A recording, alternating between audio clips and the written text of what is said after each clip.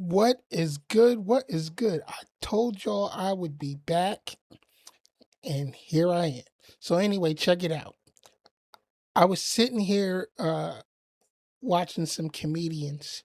I'm a big fan of uh, obviously Dave Chappelle, Godfrey. Godfrey is amazing.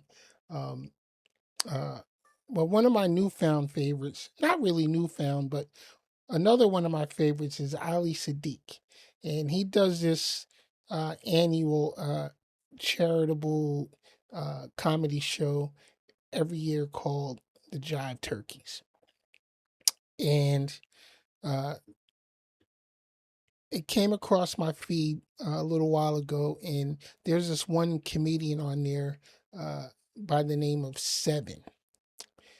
He's a educator,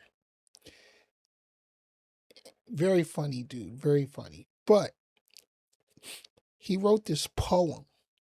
And this poem is something that I've been wanting to say to ghetto mothers for 20 plus years. I've been wanting to say exactly what he said, but I just didn't know how to put it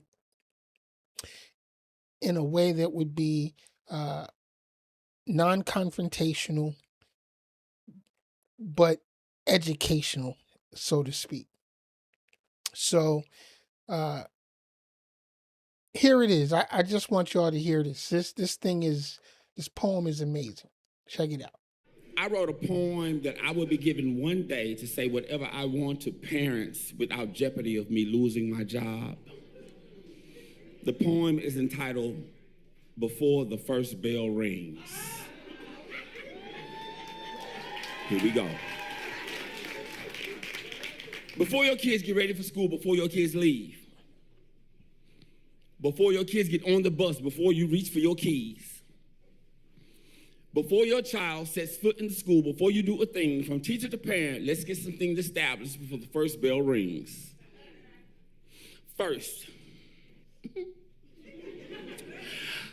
I need a good contact number on you, your cell phone, your home, or where you work. In the event of an emergency, what am I supposed to do if your child gets hurt? I'm not a bill collector or a bugaboo. Give me the wrong phone number for what? Let's get it understood, let it be established. This year, the teacher and parent need to stay in touch. We feed your child, go the extra mile. Backward, we would bend. But just like we're supporting you, we need some help from you on your end. Raising a child can be a work in progress, and together any problem can be solved. But the operative word in that sentence is together. This year, I need you to be involved. Instead, you wait for something to happen. You show up uninformed and go berserk. In the office, acting all ghetto, throwing your hands and yelling at the clerks. And then you run up in my classroom telling me what I'm supposed to do. But the bottom line is I spend more time with your child than you do.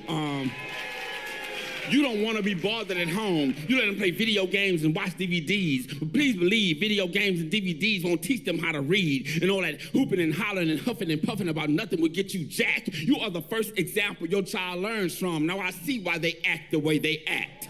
Cursing like they're grown because you curse them like they're grown. Make no mistake, I have no say in what goes on at your home. But as for me and the rest of the educators, respect is a standard and no disrespect will be tolerated. Teach your child some manners. Teach your child something about their appearance. And you might think this is rude, but stop coming to the school in that do-rag, that house coat, that bonnet, and them house shoes.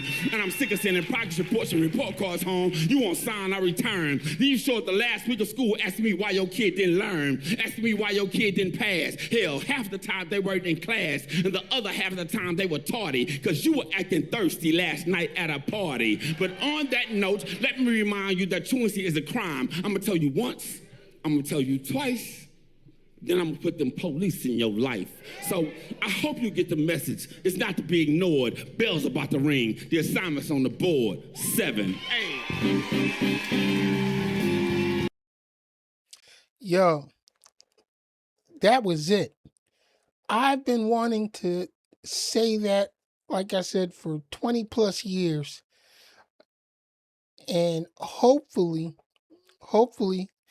you'll see this video and you'll please take what Seven said to heart, because our kids deserve better. I'm your man's Ken Jackson.